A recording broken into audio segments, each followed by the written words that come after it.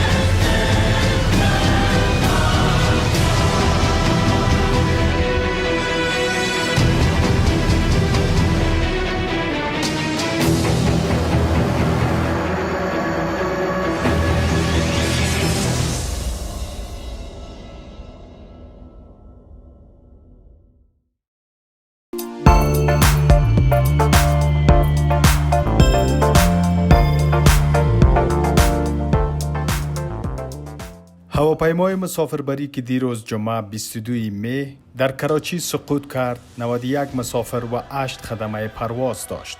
مقامات پاکستان مرگ 97 نفر را اعلام کردند و تاکنون مشخص شده که دست کم 2 مسافر هواپیما زنده ماندند. یکی از نجات یافتگان لحظه سقوط هواپیما را روایت کرد و تعریف کرد که چطور نجات یافته است.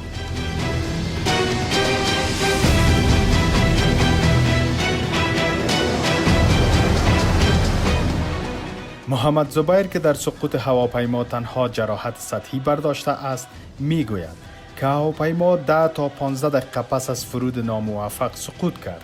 آقای زبیر میگوید هیچ مسافر نمیدانست هواپیما در حال سقوط است، چرا که خلبان به نرمی هواپیما را هدایت میکرد.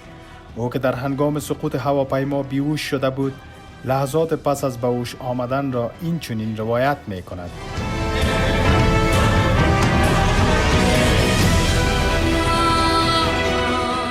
از همه طرف فقط صدای چیخ میشنیدم. بزرگ و کوچک فریاد میکشیدند. هر جا را نگاه میکردم آتش بود. آدمها را نمیتوانستم ببینم. فقط صدای چیخ و دادشان را میشنیدم. محمد زبیر در مورد لحظه نجات یافتنش گفت: کمربند ایمنی خودم را باز کردم، از جای نوری دیدم. به سمتش رفتم و از ارتفاع 3 متری پایین پریدم. از هواپیما خارج شدم. این هواپیما تنها چند روز پس از کاهش محدودیت‌های قرنطینه در پاکستان و در منطقه مسکونی در نزدیکی فرودگاه در کراچی سقوط کرد. هنوز علت حادثه اعلام نشده، اما بنابر اعلام رسانه‌های محلی، خلبان پس از یک بار تلاش ناموفق برای فرود اعلام نقص فنی می‌کنند.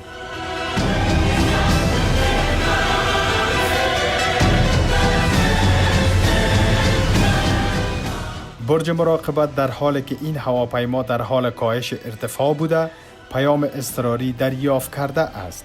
تاکنون 19 جسد در این حادثه شناسایی شده، ولی هنوز مشخص نیست که از تعداد 97 کشته اعلام شده، چه تعداد مسافر هواپیما چند نفر از ساکنان خانه‌های محلی هم در این حادثه شامل بوده است.